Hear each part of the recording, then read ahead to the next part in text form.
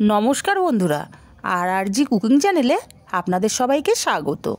আজ নিয়ে হাজির হলাম ফুলকপির কাটলেট রেসিপি নিয়ে। তো চলুন শুরু করা যাক। আমি এখানে একটা ফুলকপি খুব ভালো করে ধুয়ে 3 টুকরো করে কেটে নিয়েছি। এখন এটা আমি একটা গ্রেটার দিয়ে গ্রেট করে নেব। এরকম বড় গ্রেটার দিয়েই গ্রেট করতে হবে, যাতে বড় বড় দানা দানা হয়ে ফুলকপিগুলো কাটা হয়। আপনারা চাইলে বটি দিয়েও ছোট ছোট টুকরো করে কেটে নিতে পারেন, তবে চেষ্টা করতে হবে এরকম বড় ফাঁকা গ্রেটার দিয়ে গ্রেট করতে। আমরা যেমন চায়ে আদা ঘষা যে গ্রেটার দিয়ে করি, ওটা দিয়ে করলে হবে না। দেখুন কেমন হয়েছে, এরকম বড় বড় দানা দানা গ্রেট করে নিতে হবে। এখন আমি এর মধ্যে দিয়ে দিচ্ছি কিছু পেঁয়াজ কুচি, আর পেঁয়াজটা আমি মিহি করে কুচিয়ে রেখেছি। দিয়ে দিচ্ছি কাঁচা লঙ্কা কুচি, দিয়ে দিচ্ছি আদা কুচি, দিয়ে দিচ্ছি ধনে পাতা কুচি।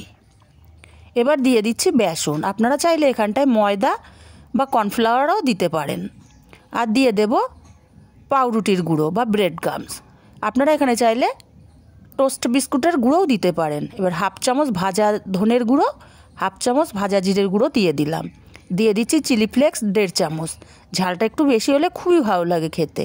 আর দিয়ে দিলাম হাফ চামচ শাহি গরম মশলার গুঁড়ো, স্বাদ মতো লবণ দিলাম। এবার খুব ভালো করে মেখে নেব। আর এখানে জলের কোনো দরকার হবে না।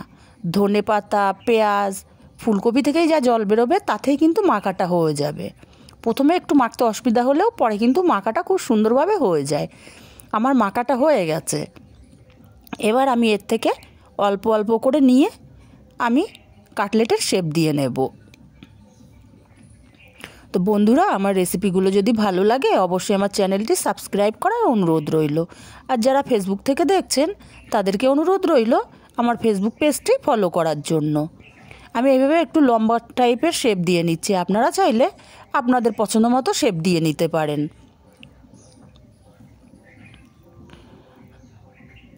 দেখুন কত সুন্দর হয়ে যাচ্ছে, জল না দিয়েও কিন্তু মাখাটা খুব সুন্দর হয়েছে। আমি আরও একটা করে দেখিয়ে দিচ্ছি। আপনারা আপনাদের পছন্দ মতো ছোটো বড় যে কোনো শেপ দিয়ে করে নেবেন।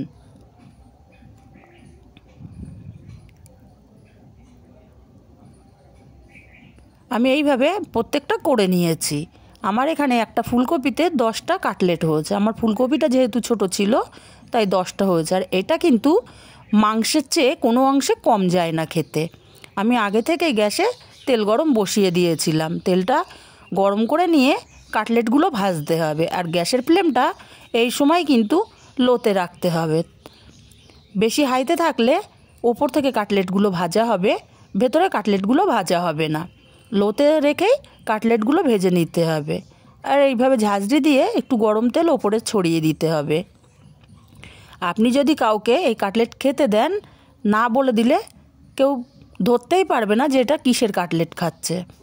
আমি এইভাবে কাটলেটগুলো উল্টে পাল্টে গোল্ডেন কালার করে ভেজে তুলে নেব। আর শীতকাল মানেই সন্ধেবেলা কিছু একটু খেতে ইচ্ছা করে, তাই বাড়িতে থাকা জিনিস দিয়ে ঝটপট বানিয়ে নেওয়া যায়। সাথে 1 কাপ কফি বা 1 কাপ চা থাকলে কিন্তু কথাই হবে না। দেখুন আমার কাটলেটগুলো কত সুন্দর কালার হয়েছে। এবার আমি কাটলেটগুলো তুলে নিচ্ছি।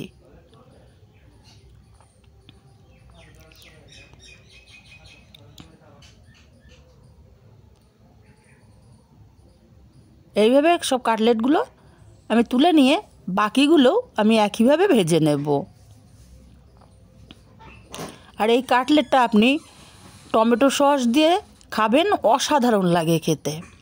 আমার কথা শুনে একবার হলেও বাড়িতে বানিয়ে দেখবেন, জাস্ট অসাধারণ লাগে।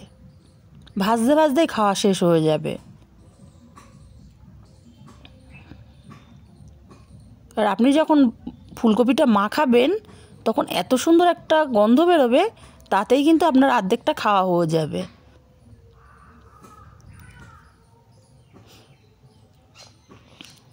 আমি বাকিগুলো একইভাবে লাল লাল করে ভেজে তুলে নিচ্ছি।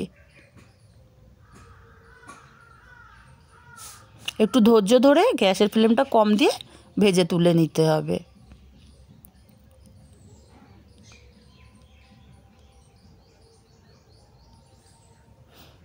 আমি ভেজে তুলে নিলাম।